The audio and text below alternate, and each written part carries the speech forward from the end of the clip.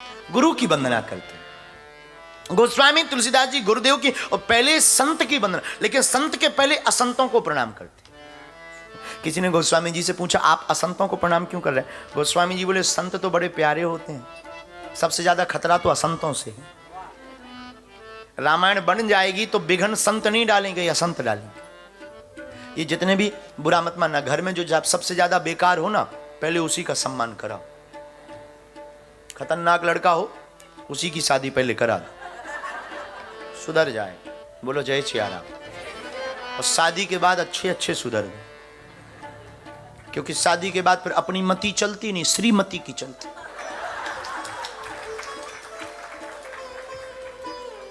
अपनी मति तो डिस्टर्ब हो जाती है। आप हमें लग रहे सीरियस केस है। नहीं, आप बगल में देख देख करके ताली बजा रहे थे, हमको लगा इमरजेंसी केस है ये। तो शादी के बाद अपनी मति चलती नहीं। तो गोस्वामी तुलसीदास जी बंदव संत, पहले संतों को प्रणाम, फिर असंतों को प्रणाम। संतों को प्रणाम करके गोस्वामी जी जय जयकार करते संतों की। और केवल संतों को प्रणाम नहीं, खलों को भी प्रणाम करते हैं। किसी ने कहा कि आप खल को क्यों प्रणाम करते? खल को प्रणाम करने का क्या मतलब? गोस्वामी जी कहते हैं बंदो संत असज्जन चरना, दुख प्रदे भय बीच कछु बरना। क्यों? एक कारण है। खल का मतलब क्या हुआ? खल में दो अक्षर हैं, खा और ला। खल, खा माने खाए और ला माने लड़े।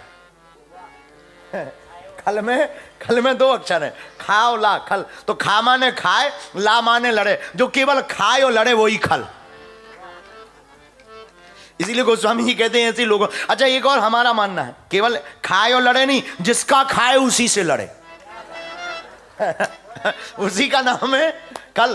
तो गोस्वामी जी कहते हैं कि हम संतों को तो प्रणाम कर ही रहे, लेकिन खलों को भी प्रणाम कर ले। बोले क्यों? बोले लफड़ा तो यही करेंगे। बोलो जय श्री राम। तो संतों को प्रणाम, असंतों को प्रणाम।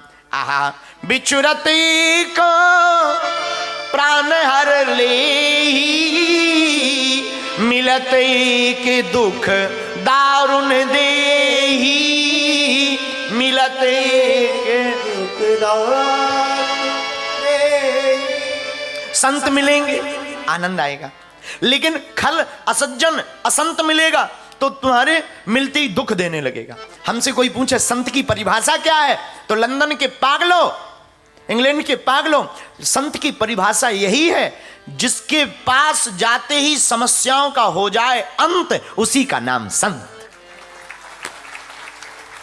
है। संत का मतलब जिसके पास समस्याओं का हो जाए अंत, उन्हीं का नाम है। बोलो जय श्री राम। आहा हा। तो संत जिनके पास समस्याओं का अंत हो, तो संतों को प्रणाम करते हैं। फिर मंगल भगवान अमंगलहारी की चर्चा गोस्वामी तुलसीदास जी करते हैं। और केवल इतना ही प्रणाम नहीं करते, आहा हा, अवधपुरी को प्रणाम गोस्वामी श्री तुलसीदास जी रामायण में करते हैं। क्यों? अवधपुरी में श्री सीताराम जी, श्री रघुनाथ जी प्रकट भये, तो ऐसा धाम भी क्या कम है जहां रघुनाथ प्रकट हो। आहा, वो वंदनीय है। कौन सा अयोध्या? सरयू के तीर,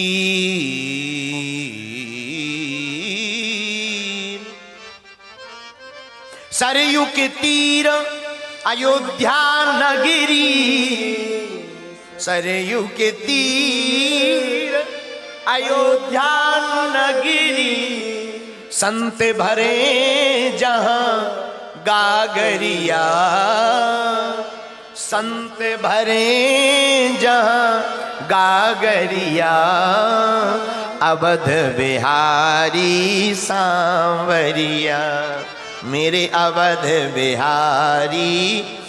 तो अवधपुरी कहां? सरयू के तीर, सरयू के किनारे एक धाम अयोध्या। अयोध्या के राजा कौन? अवधपुरी रघुकुल मणि राव। आहा, कितना अच्छा परिचय रामायण में। अयोध्या के राजा दशरथ कौन?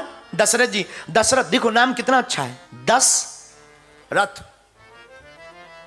दशरथ का मतलब जिसने अपनी 10 इंद्रियों को परमात्मा तक पहुंचने का रथ बना लिया हो, वही दशरथ।